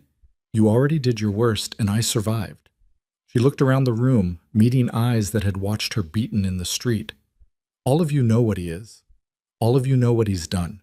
And all of you looked away because it was easier than doing what's right. An older man near the bar shifted uncomfortably. Ma'am, with respect, you don't understand how things work here. I understand perfectly. I understand that evil wins when good people decide it's not their problem. She turned back to Voss. But it is your problem. Because he won't stop with me, or with my husband, or with Rowan. He'll keep taking and taking until there's nothing left of this town but fear and ashes. Enough, Voss snapped.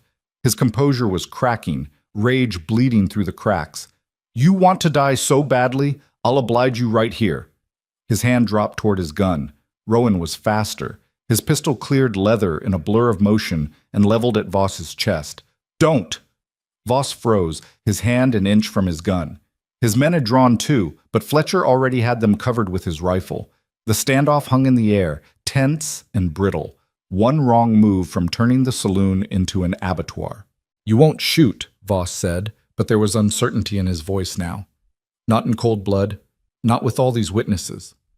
You're right, Rowan said. I won't shoot you in cold blood, but you draw that gun, and I'll put you down like the rabid dog you are. That's not murder. That's justice. There's no justice out here, only power. Then let me show you what power looks like when it's backed by something more than money. The saloon doors swung open behind them, and Sheriff Marcus walked in with 2 deputies. Elena's heart sank. If the law was on Voss's side, this was over, but Marcus didn't draw his weapon.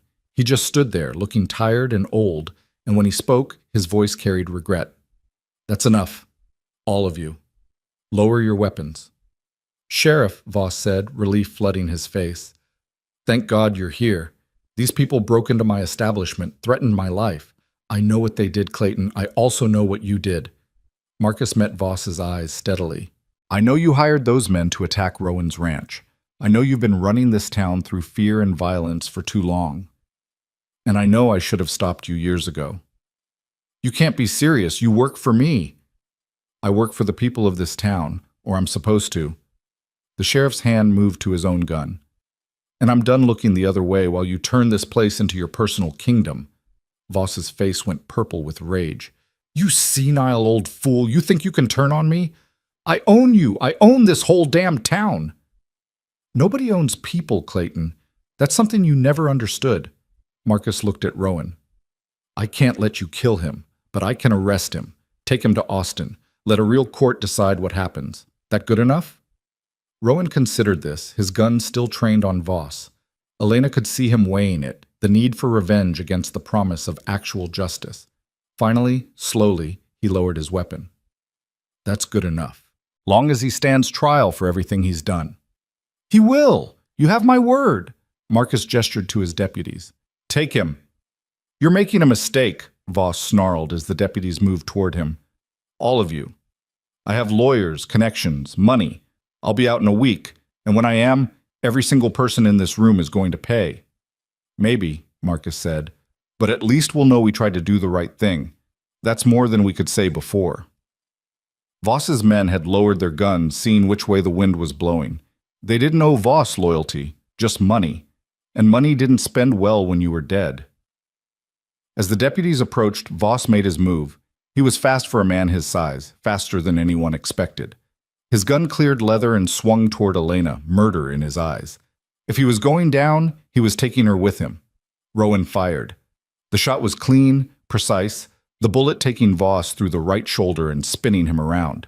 His gun clattered to the floor, and he went down hard, clutching his bleeding shoulder and screaming curses. He drew on her, Rowan said calmly, holstering his pistol. Everyone saw it. We did, Marcus confirmed. Self-defense, clear as day. He looked down at Voss writhing on the floor. Get him to the doctor, then into a cell, and this time we do things by the book. As the deputies hauled Voss to his feet and dragged him toward the door, he locked eyes with Elena one last time. She met his gaze without flinching, and she saw something shift in his expression. The recognition that he'd lost, that she'd beaten him not by being stronger or richer or more connected, but by refusing to be destroyed. When he was gone, the tension in the room broke like a fever. Men started breathing again, talking in low voices, processing what they'd just witnessed. Marcus approached their group, and Elena could see the weight of shame on his shoulders. I owe all of you an apology. Especially you, Mrs. Moore. I should have stood up for you weeks ago. Should have stood up for a lot of people over the years.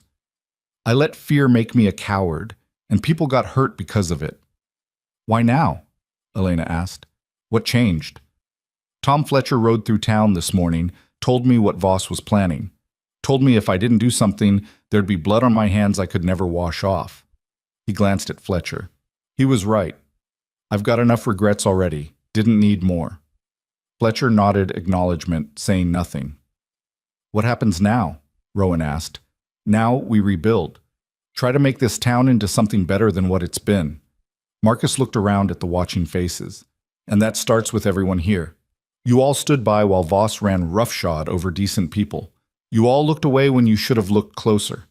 That can't happen anymore. We've got to be better. All of us. An older woman Elena recognized from the general store spoke up, her voice trembling. We were afraid. He had power, money, men with guns. I know, Marcus said gently, and I'm not saying it was easy to stand against him, but that doesn't make it right that we didn't. We let fear turn us into bystanders to cruelty, and we can't let that happen again. The room was quiet, people absorbing this truth and their part in it. Rowan touched Elena's elbow. We should go. Let them sort this out.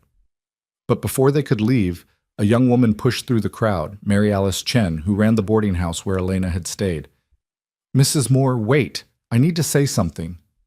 Elena turned, and Mary Alice's eyes were bright with unshed tears. I'm sorry, the young woman said. I'm so sorry. When you needed help, when you needed a place to stay, I turned you away because I was afraid of what Voss might do if he found out.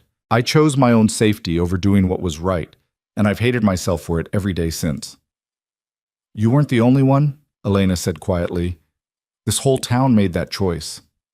But that doesn't make it right.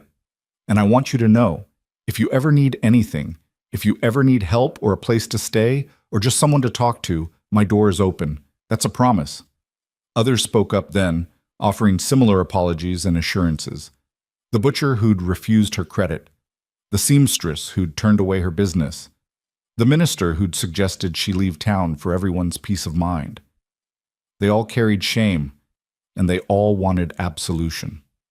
Elena listened to them, and she felt something unexpected rising in her chest. Not forgiveness, exactly.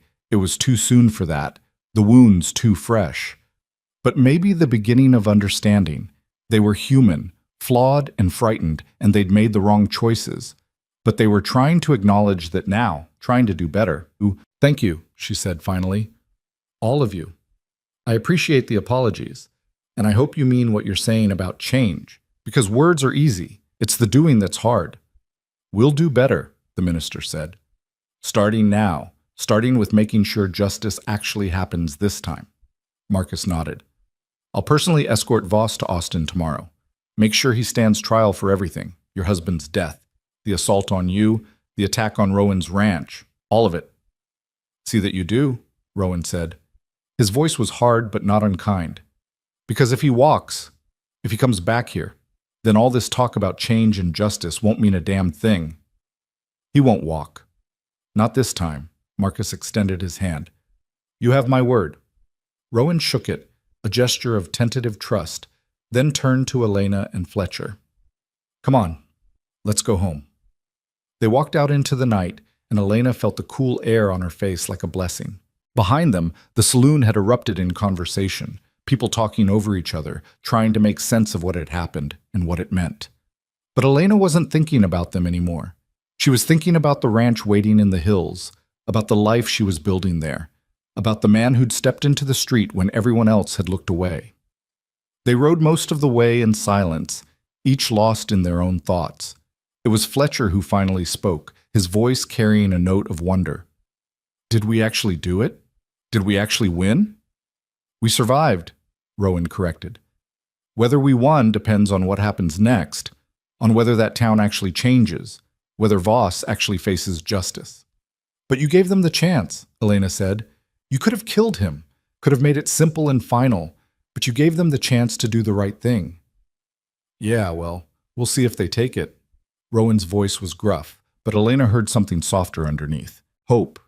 Maybe. Or at least the possibility of it. When they finally reached the ranch, the sky was beginning to lighten in the east, that deep blue that came before dawn. They unsaddled the horses in weary silence, and Fletcher headed for the barn. "I'll take the loft again tonight," he said. "If that's all right, don't quite trust that this is over yet." "Good idea," Rowan agreed. "We'll spell each other. 4-hour watches until we know Voss is actually in custody." After Fletcher left, Elena and Rowan stood in the yard, watching the stars fade. She was exhausted, running on nothing but adrenaline and willpower, but she didn't want to go inside yet, didn't want this moment to end. "Thank you," she said quietly, "for everything, for saving my life, for giving me a home, for making me feel like I was worth fighting for." "You were always worth fighting for," Rowan said. "You just needed someone to see it." "Why did you see it? When everyone else looked away?" He was quiet for a long moment, his gaze distant. "Because Sarah deserved someone to fight for her, and nobody did. And I can't let that keep happening. Can't keep being a world where good people get hurt and bad people win just because everyone's too afraid to stand up." Elena understood then. Understood that this had never really been about her, not entirely. It had been about a man trying to save the people he couldn't save before, trying to make right a wrong that could never truly be made right. But that didn't make it less real. Didn't make his protection less genuine or his caring less true. "I'm not her," Elena said gently. "I'm not Sarah." "I know that." "Do you?" "Because sometimes I think you see her when you look at me, see the woman you couldn't save." Rowan turned to face her fully, and his eyes were clear and present. "When I first saw you in that street, maybe I did see Sarah. But that's not who I see now. Now I see Elena Moore, a woman who survived hell and came out stronger. A woman who learned to shoot, learned to fight, learned to stand up for herself. You're not Sarah. You're not anyone but yourself. And that's exactly who I'm proud to know." The words hit her harder than she expected, bringing tears to her eyes. "I was so broken when you found me, so ready to just give up and die. But you didn't. You chose to live. And that choice, that strength, that's all you, Elena. I just gave you a place to heal. The healing itself, that was your doing." She wiped at her eyes, embarrassed by the tears. "What happens now?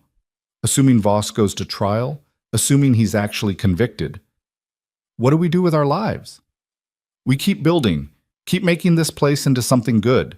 He gestured around at the ranch. "I've been alone here for 8 years, just going through the motions. But these past weeks, with you and Fletcher here, it's starting to feel like more than just a place to hide from the past. It's starting to feel like a real home. Is that what you want? For us to stay?" "If that's what you want. I'm not trying to replace what you lost, Elena, your husband, your dreams of what your life would be. But if you want to build something new here, if you want to help me turn this ranch into something that matters, I'd be honored to have you." Elena looked around at the buildings, catching the first light of dawn, at the corrals and the barn and the house that had become her sanctuary. She thought about everything she'd lost and everything she'd found, about the woman she'd been, and the woman she was becoming. "I want to stay," she said finally, "not because I'm afraid to leave or because I don't have anywhere else to go, but because this feels like where I'm supposed to be, like I've finally found the place I can build a life that's actually mine." Rowan smiled and it transformed his face. "Then welcome home, Elena Moore, for however long you want it." They stood there as the sun crested the hills, painting the world in shades of gold and pink, and Elena felt something settle in her chest. Peace, maybe. Or at least the beginning of it. She'd been beaten, broken, left for dead. But she'd survived. More than survived. She'd fought back, stood up, refused to be destroyed. And now, standing in the morning light with a man who'd given her the chance to become strong again, she understood something fundamental about herself. She wasn't a victim anymore. Wasn't someone things happened to, someone who waited for others to decide her fate. She was a survivor, a fighter, someone who'd been knocked down and gotten back up, and that made all the difference. The next weeks passed in a strange kind of limbo, waiting for news from Austin, waiting to see if justice would actually be served, or if Voss would use his money and connections to slip free. Fletcher stayed on at the ranch, proving himself invaluable with the cattle and the daily work that never seemed to end. The three of them fell into an easy rhythm, each contributing what they could, building something together that felt solid and real. Word came from Sheriff Marcus after 10 days. Voss was being held in the federal jail in Austin, awaiting trial. The charges were serious: conspiracy to commit murder, assault, attempted murder, corruption. The evidence was strong, built not just on Elena's testimony, but on statements from a dozen people in Stillwater who'd finally found the courage to speak up. "He's not getting out," Marcus wrote in his letter. "Not this time." The prosecutor says it's one of the clearest cases he's seen. Voss made too many enemies, hurt too many people. His money can't save him now. Elena read the letter 3 times, hardly daring to believe it. After so long living in fear, after months of looking over her shoulder and waiting for the other shoe to drop, the idea of actual justice seemed almost impossible. "Do you think it's real?" she asked Rowan that evening as they sat on the porch watching the sunset. "Do you think he'll actually pay for what he did? I think we've done everything we can. The rest is up to the law." He glanced at her. "How do you feel about it?" "I don't know. Part of me wants to feel satisfied, vindicated, but mostly I just feel tired. Like I've been carrying a weight for so long that even putting it down doesn't feel real yet. Give it time. Healing doesn't happen all at once." She knew he was right, knew that the scars Voss had left, both physical and emotional, would take time to fade, but she also knew something else now, something important. She was going to be all right. Not today, maybe, not tomorrow, but eventually, in time, she would heal. And when she did, she would be stronger for having survived. That night, she dreamed of Daniel for the first time in weeks. But instead of the dying man in the rented room, she saw him as he'd been when they first met, young and hopeful, full of dreams about the future. He was smiling at her, and when he spoke, his voice was gentle. "You're going to be all right," he said. "You're going to build something good. I'm proud of you, Elena. So proud." She woke with tears on her face, but peace in her heart. Daniel was gone, and that would always hurt. But she was still here, still living, still building, still becoming, and that was enough. 6 weeks after the confrontation in Stillwater, a rider came up the road carrying an official envelope sealed with the territorial court's stamp. Elena was in the garden when she saw him, her hands dirty from planting winter vegetables, and her heart kicked hard against her ribs. This was it.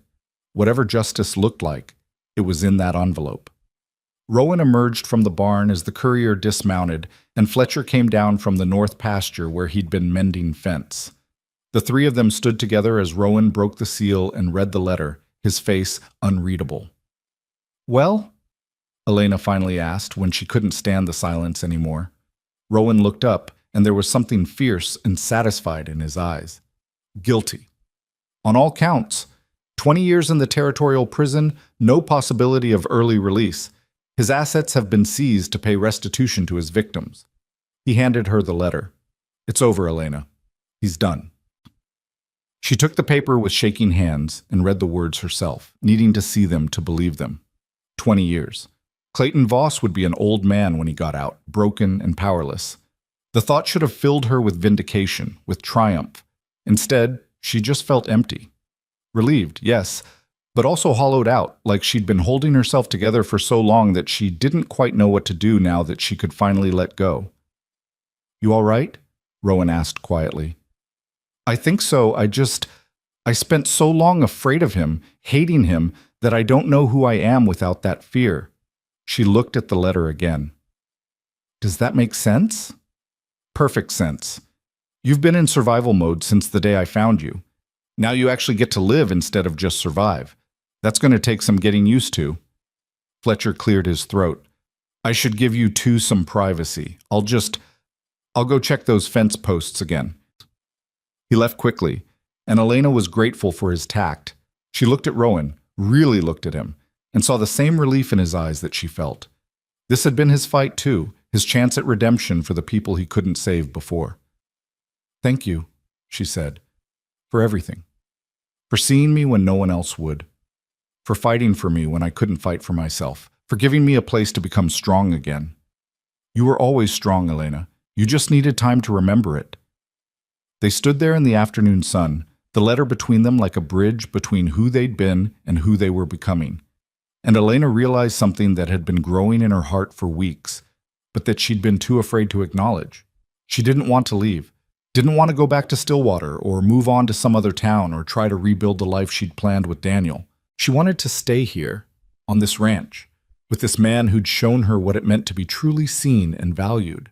But she didn't know if that was what he wanted, didn't know if his kindness was just duty or if it meant something more. What happens now? She asked. Now that Voss is gone and the threat is over? Rowan was quiet for a moment, and she could see him choosing his words carefully. That depends on what you want. You're free now, Elena. Free to go anywhere, do anything, build whatever life you want for yourself. And if what I want is to stay here? His eyes met hers, and she saw hope flicker there. Then I'd be grateful to have you. This place, it's been just a house for 8 years, but with you here, it started to feel like a home again. Just as a housekeeper? The question came out before she could stop it, bold and vulnerable at once. Rowan stepped closer, and when he spoke, his voice was rough with emotion. You know it's more than that. Has been for a while now. I tried to keep it professional, tried not to let myself feel things I had no right to feel. You'd been through hell, and the last thing you needed was some broken-down rancher making things complicated. What if I want complicated? Do you? Because I need you to be sure, Elena. I'm not an easy man. I've got ghosts that won't ever fully leave me alone, and I've done things I can't take back. If you stay, if this becomes something more, I need you to know what you're getting into. She reached out and took his hand, feeling the calluses on his palm, the strength in his fingers. I know exactly what I'm getting into. I'm getting a man who saved my life when he didn't have to. Who taught me to be strong again, who made me feel like I was worth something when the whole world had told me I wasn't. That's what I'm getting into, Caleb. And I want it, if you do. He looked at her for a long moment, and she saw the war happening behind his eyes. The fear of moving on, of betraying his first family's memory by finding happiness again. The guilt of surviving when they hadn't. The terror of opening himself up to loss one more time. Then something shifted. A decision made. A door opened. I do, he said quietly. I want it more than I've wanted anything in 8 years. But I'm scared, Elena. Scared of losing someone I care about again. Scared of not being enough. We're both scared. But maybe that's okay. Maybe being scared just means we're brave enough to try anyway. She squeezed his hand. I'm not asking you to forget Sarah and Emma. I would never ask that. I'm just asking for a chance to build something new alongside what you had before. Not instead of it. Alongside it. Rowan pulled her into his arms then, holding her close, and Elena felt something inside her finally, fully relax. This was home. Not the ranch, not the house, but this. Being held by someone who saw all of her, the broken parts and the strong parts, and valued both equally. We'll take it slow, he said into her hair. Figure things out as we go. No rush, no pressure. Just seeing where this leads. That sounds perfect. They stood there for a long time, holding each other while the sun tracked across the sky and the ranch settled around them. Eventually, Fletcher came back, took one look at them, and grinned. About damn time, he said. I was beginning to think you two would dance around each other forever. Rowan laughed, actually laughed, and the sound of it was like sunlight breaking through clouds. That obvious? To everyone but you two, apparently. Fletcher shook his head. So what's the plan now? Do I need to start building a second house for my old bachelor self? You're not going anywhere, Elena said firmly. This ranch needs 3 people to run it properly, and you're part of this now. Part of this family. The word hung in the air, family. It was a bold claim, maybe too bold, but looking at these 2 men, the ones who'd stood with her when the world fell apart, Elena knew it was true.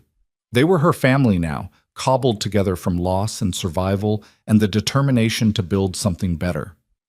Family, Fletcher repeated softly, and his eyes were bright. I like the sound of that. The weeks that followed were some of the best of Elena's life. The trial was over, the threat was gone, and for the first time in longer than she could remember, she could simply exist without fear. She threw herself into the work of the ranch with renewed energy, learning everything Rowan and Fletcher could teach her about cattle, about the land, about the 1,000 small tasks that kept a place like this running. She also began to reclaim parts of herself she'd lost.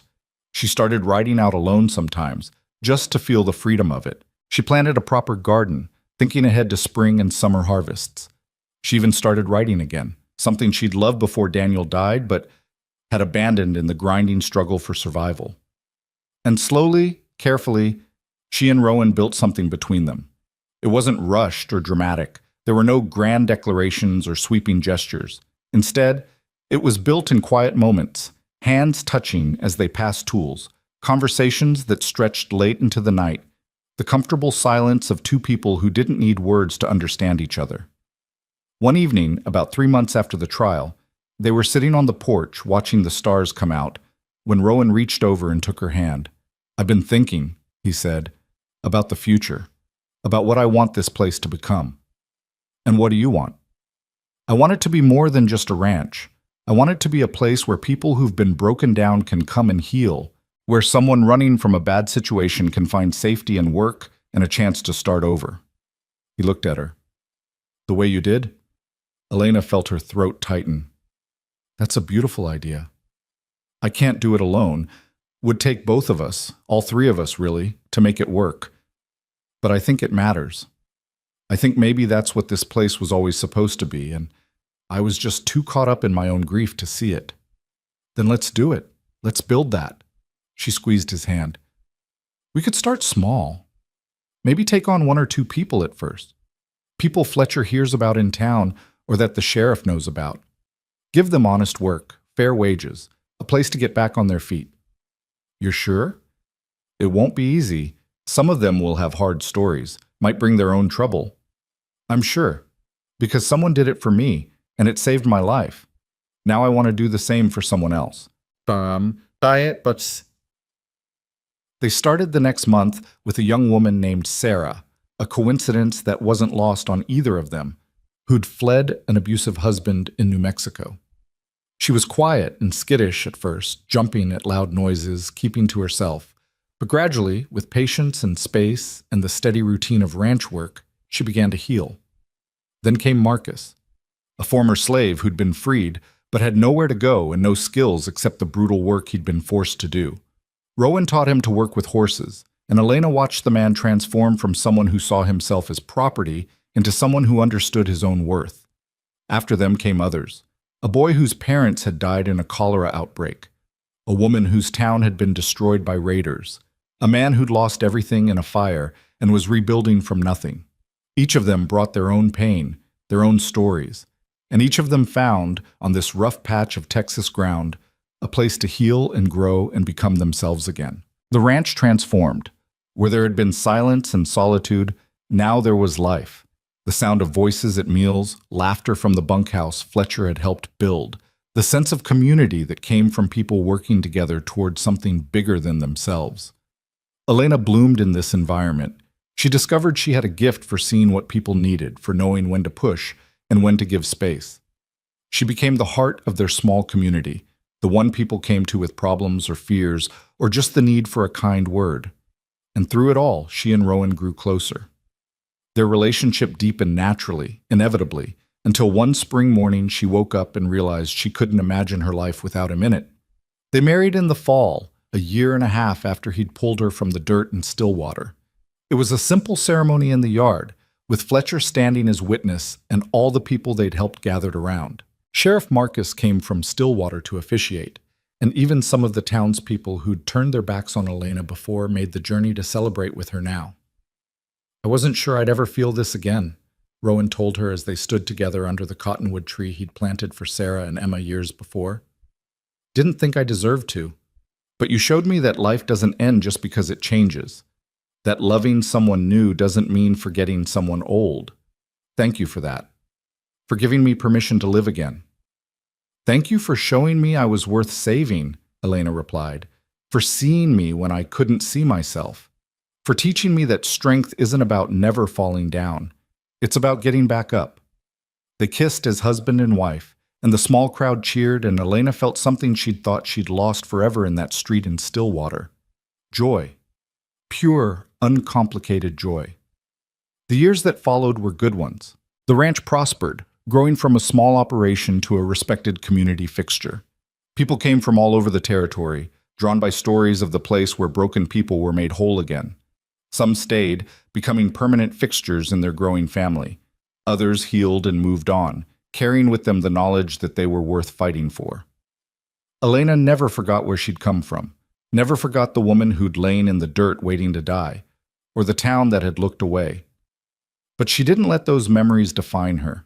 Instead, she used them as fuel, as motivation to make sure no one else had to feel that alone or that worthless.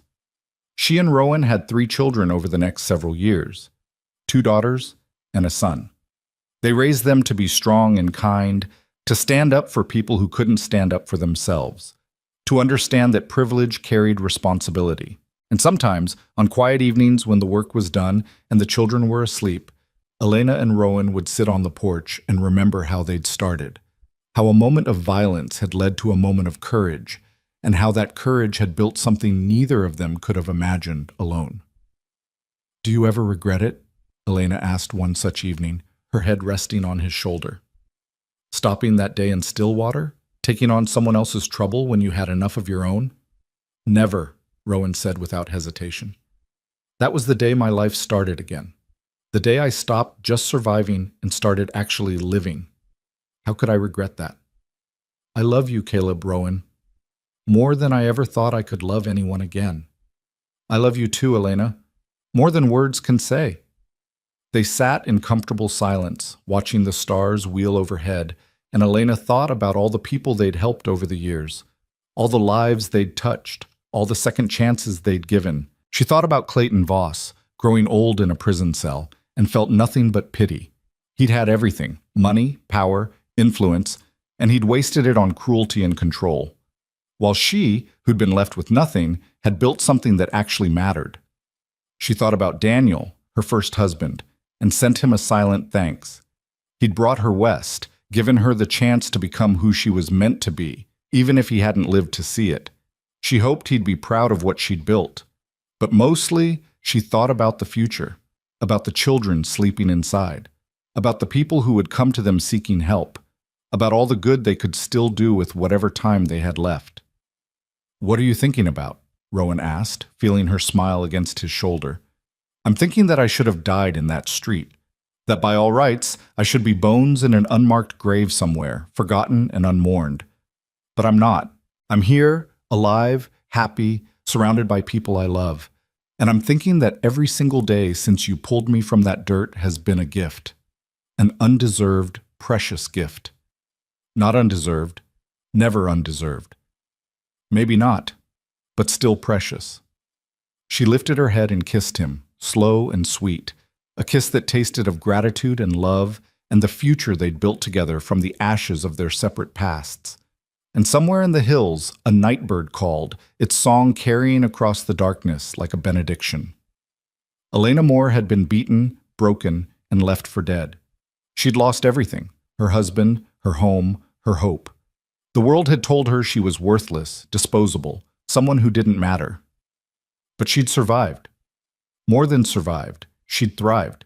She'd found love again, built a family, created something meaningful from nothing.